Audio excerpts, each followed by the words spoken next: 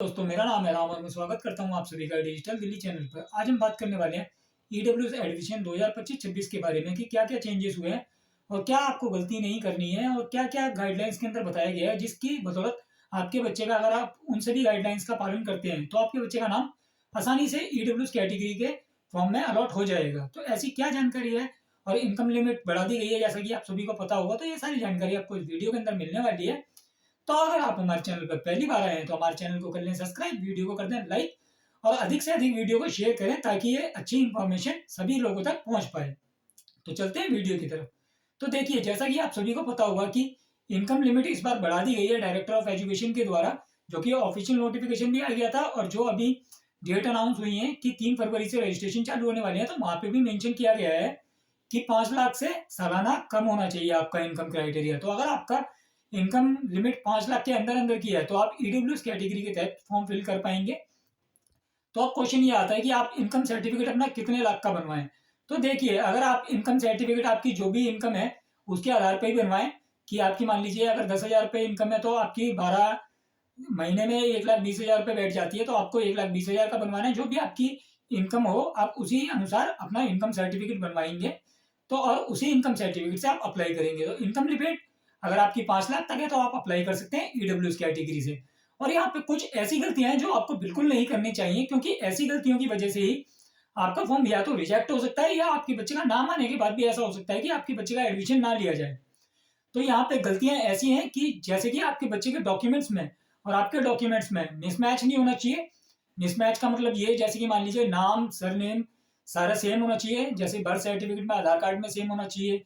आप जो बच्चे के फादर का अगर आधार कार्ड लगा रहे हैं रेजिडेंस प्रूफ के लिए और इनकम सर्टिफिकेट उन्हीं का लगा रहे हैं, तो उनका वहां पे भी इनकम सर्टिफिकेट और आधार कार्ड में नेम सेम होना चाहिए। ये चीज सेम होनी चाहिए। और साथ ही साथ आपका यहाँ पे जो भी डॉक्यूमेंट हो, आप उसकी जो डिटेल फिल करेंगे ईडब्ल्यूएस रजिस्ट्रेशन फॉर्म फिल करते समय, तो वहां पे आपको डिटेल एक दो बार आप तसल्ली से चेक कर लें, क्योंकि जब आप तसल्ली से चेक कर लेंगे तो मिस्टेक होने के चांसेस कम रहते हैं। आप एक दो बार पहले फॉर्म अच्छे तरीके से चेक करें, उसके बाद ही फाइनल सबमिट करें, क्योंकि यहाँ पे अगर कोई गलती हो गई आपके फॉर्म के अंदर तो वहां पे आपको बाद में दिक्कत हो सकती है। तो आपको यहाँ पे जो इंपॉर्टेंट चीजें ध्यान रखनी है, चेक करनी है, वो बच्चे का नाम देखना है, मदर फादर का नाम देखना है, डेट ऑफ बर्थ देखनी है बच्चे की, और आपके जो इनकम सर्टिफिकेट का नंबर होगा, जैसे आप ईडब्ल्यूएस कैटेगरी से भरते हैं तो आपको इनकम सर्टिफिकेट का नंबर ध्यान से देख के भरना है। और जो उसकी इश्यू डेट होगी, अगर आप इनकम सर्टिफिकेट की स्लिप से फिल कर रहे हैं यानी कि एक्नॉलेजमेंट स्लिप से, तो भी आपको स्लिप का नंबर ध्यान से भरना है। और जो उसका अप्लाई डेट होगा आपको वो भी ध्यान से भरनी है। सेम इसी प्रकार से अगर आप डीजी कैटेगरी से अप्लाई करते हैं तो आपको डीजी कैटेगरी में बहुत चीजें ध्यान रखनी है। जैसे कि अगर मान लीजिए आप सबसे पहले, तो अगर ओबीसी कैटेगरी से आप फॉर्म फिल कर रहे हैं, ओबीसी कैटेगरी का आपका सर्टिफिकेट है, तो आपको डीजी कैटेगरी से फॉर्म फिल करते समय ये बात का ध्यान रखना है कि आपका सर्टिफिकेट नॉन क्रीमी लेयर का होना चाहिए। नॉन क्रीमी लेयर ही यहाँ पे डीजी कैटेगरी के लिए एलिजिबल होता है और एससी एसटी सर्टिफिकेट आपके वैलिड होते हैं। तो नॉन क्रीमी लेयर सर्टिफिकेट अगर आपके पास है तो आप जो भी आप सर्टिफिकेट ला रहे हैं डीजी कैटेगरी में, उनका भी नंबर आप अच्छे तरीके से देख लें, जो उनका certificate online digital record verify हो जाता है, तो आप वो नंबर डालें और उसकी इशू डेट डालें, तब फिल करें। तो ये सारी चीजें आपको ध्यान रखनी है कि आप ये सारी डिटेल सही तरीके से भरें, क्योंकि अगर यहाँ पे किसी प्रकार की कोई मिस्टेक पाई जाती है तो आपके फॉर्म को यहाँ पे रिजेक्ट किया जा सकता है। क्योंकि क्या है, डायरेक्टर ऑफ एजुकेशन की तरफ से हर बार कहा जाता है कि अगर फॉर्म भरने के बाद नाम अलॉट हो जाता है और कोई अगर उस फॉर्म के अंदर गलती पाई जाती है तो एडमिशन कभी भी कैंसिल किया जा सकता है। तो आपको यहाँ पे फॉर्म भरते समय बारीकी से अपने फॉर्म को जांच लेना है, उसके बाद ही आपको अपना फॉर्म सबमिट करना है।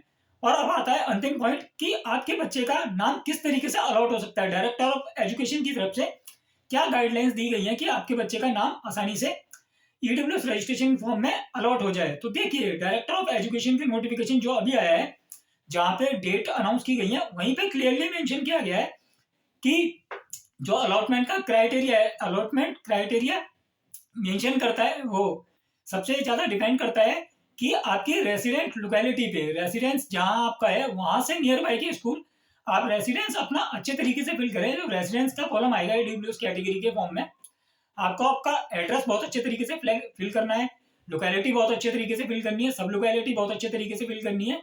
ये सारी चीजें आपको बहुत ध्यानपूर्वक फिल करनी है और अपने घर के नजदीकी फिल करनी है, जिसके बाद आप स्कूलों का सिलेक्शन कर पाएंगे, आपके नजदीक के स्कूल आपको दिखेंगे।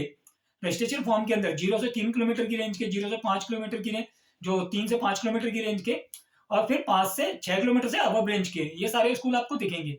तो अगर आप ये वाले डिटेल्स अच्छे तरीके से सिलेक्ट करके फिल करते हैं, जैसे अपना एड्रेस अच्छे तरीके से फिल करते हैं, तो आपको नियर बाय के अच्छे स्कूल पहले ही प्रेफरेंस में देखने को मिलेंगे। और उसमें भी आप अगर कोई मनचाहा स्कूल चाहते हैं तो आप उस स्कूल का सिलेक्शन पहले कर सकते हैं, क्योंकि जिस स्कूल में आप पहले प्रेफरेंस भरेंगे उसके अंदर चांस होता है कि पहली प्रेफरेंस में ही आपके बच्चे का नाम आ जाए। अगर पहले स्कूल के अंदर मान लीजिए आपने कोई स्कूल फिल किया, अगर उसके अंदर नाम अलॉट नहीं होता है, तब जाके डायरेक्टर ऑफ एजुकेशन की तरफ से सेकेंड स्कूल को प्रेफरेंस दी जाती है कि इस स्कूल में इस बच्चे का नाम अलॉट कर दिया जाए। तो आपको यहाँ पे इस चीज का भी बहुत ध्यान रखना है। तो आशा करता हूँ दी गई जानकारी आपको अच्छी लगी हो। जानकारी अच्छी लगी, वीडियो लाइक करें, चैनल सब्सक्राइब करें, वीडियो को अधिक से अधिक शेयर करें लोगों के पास, ताकि ऐसी इंफॉर्मेशन से भरी जानकारी लोगों तक पहुंच सके। धन्यवाद।